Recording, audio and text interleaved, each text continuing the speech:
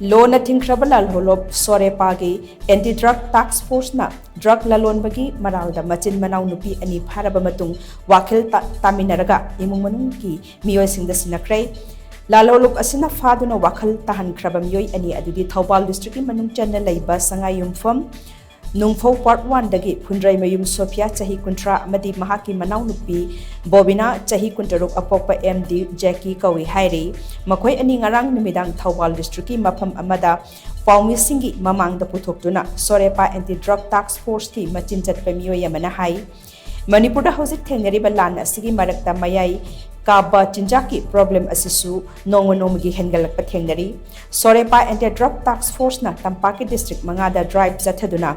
Phagat kiba drug sizinaba MEEOI lising ohunga chani yangkhai mari rom layeng chathahankhre masigi manung da MEEOI lising amaga chahum marfutara hundoi rom di mahusagi punsida hanjil hanba ngamkhre lemhauriba MEEOI sing asi hojik lamda masigi tungan ba rehabilitation center singda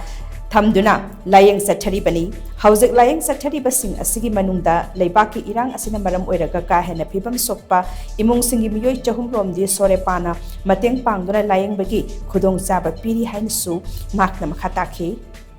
Sorepana Pharaba Machin Manao Nupi ani aduna makhatana asigumba khunai gi yeknaba thabak sing asi matungda amuk hana tawraroi hainasu sengdokhi